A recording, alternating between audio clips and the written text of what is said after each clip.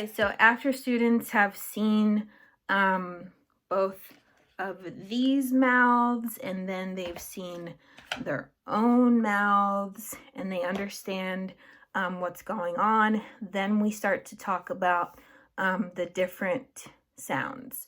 So I do a particular sequence in teaching the vocalic R. I always start with AR first because it's more visual. You can talk about how it's a combination of ah and and so then we move on to air because that is also visual. Air, and then we talk about or. So we do or, and then we do ear. That's fun because that's a wide smile. Ire is another wide mouth into a smaller mouth. And then after we do AR, AIR, OR, EAR, IRE, the last two sounds that I teach are ER and RL. So once they've mastered AR, AIR, OR, EAR, IRE, then we can start to talk about, oh, you already know all of these sounds. Think about it. You know R, which is so now we can talk about the whisper technique again, and we can say R. Now say R without the ah. And they can still, move their mouth as if they were saying but then they just don't actually say the ah part. So they'll say and they want to keep their lips nice and tight. And then the final one, which is the most difficult, is RL, and I do that last.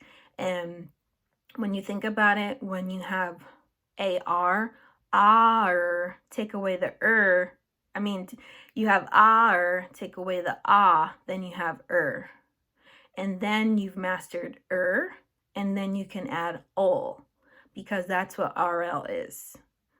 Recap. Take away the you have add ol, you have earl, world, girl. So that's why that sequence is so important. So working on those vocalic R sounds in that order is really key, and it starts to build their confidence, because you can say, you already know this. Now you can just add this little piece and you have a whole new sound. And RL, I always do last. And RL is typically not found in the beginning of English words.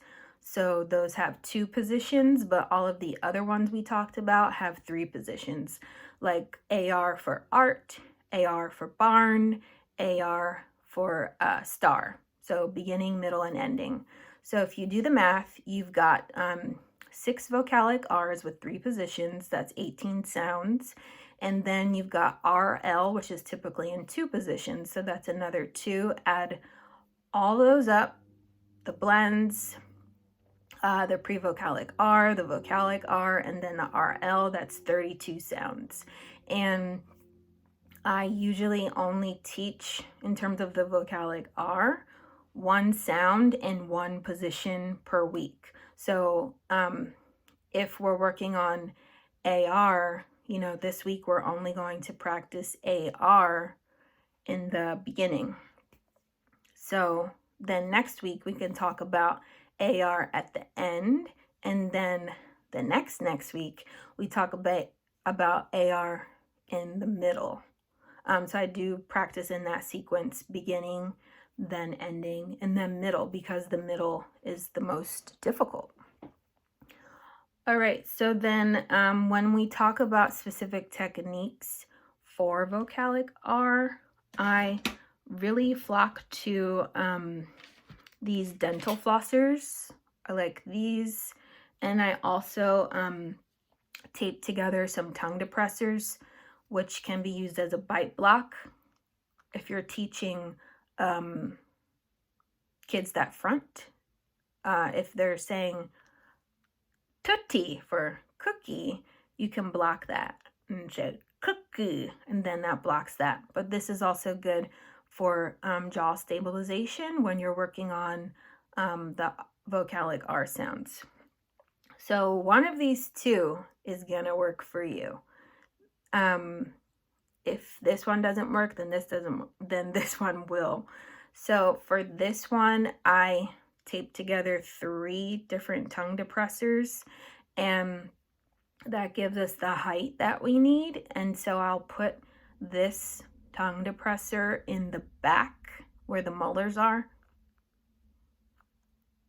And then I'll have the student say the ah sound.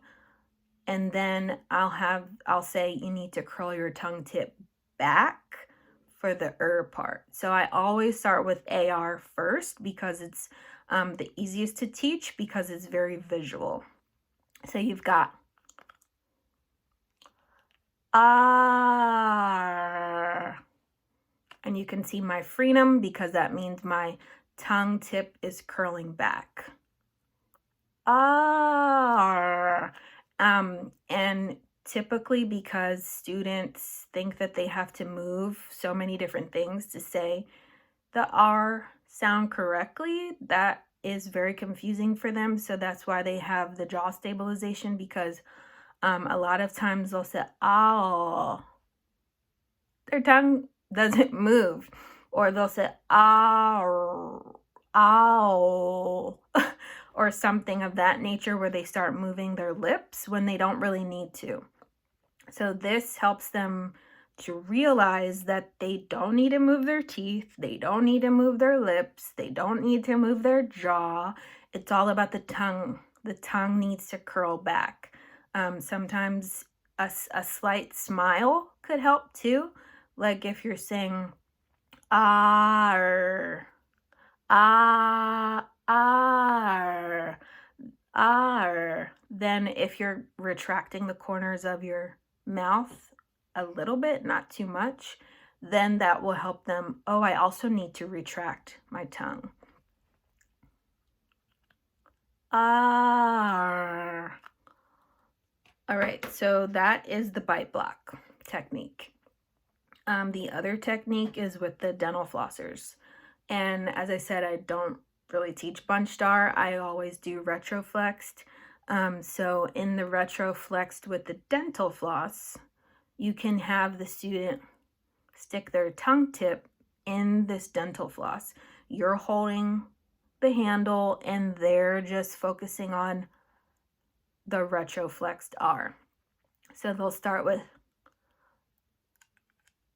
ah, and then you can physically push back their tongue so that they can feel what they need to do with their tongue tip. Ah, ah, ah. So I'm pushing the tongue tip back to get that strong sound. So deciding between the bite block and the dental floss, or doing both, it's really up to you. And you can just try everything. Try both. Try the mirror, try the tongue depressor, try the throat scope, do it all.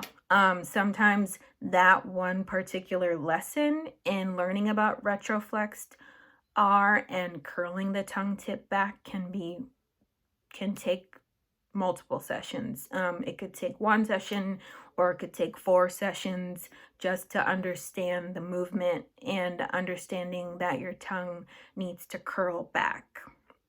So you've got R, you've got A-er, or, E-er, I-er, and earl. So you can see I'm using my hands. I talk about my hand being the student's tongue and say you need to curl your tongue tip back. Sometimes they will say, like for orange, OR in the beginning. They might say orange. And so you have already taught them what their tongue needs to be doing. So you may be able to do a visual cue and say, oh, I heard orange. That means your tongue is still flat in the beginning.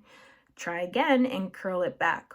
Orange or orange. You can also tell them without your hands and say, I heard orange. Think about that. Did your tongue move or did it stay flat? Your tongue should not be flat on the bottom of your mouth. It should be curling back. And then, as I said, RL is last, and we talk about how it's a combination of and ul.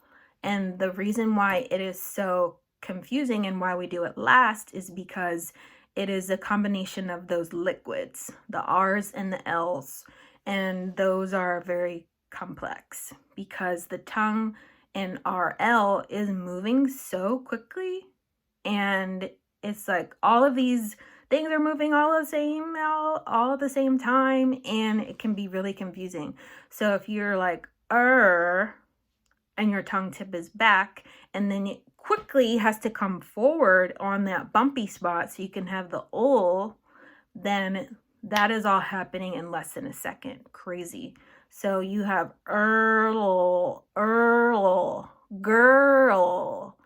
and I only do the RL at the end first, and then we start to talk about it in different positions like whirlpool or I can't think of another RL in the middle. Oh, world. So they have different things that they need to accomplish before they can graduate. So once they've mastered these sounds at the sentence level, then we start to talk about them at the reading level and the conversation level. So once they have all of these sounds at the sentence level, like between 80 and 90% accuracy, then I start to incorporate them into the reading level and the conversation level. And once they have the sounds at the conversation level with at least 80 to 90% accuracy, then they can graduate. So feel free to, email me, Facebook, Instagram, DM me, ask me any questions. I'm very, very excited to do this video. It's a lot of materials and a lot of different sounds, 32 different sounds. It is possible to teach all 32 within one school year. So good luck. Thank you.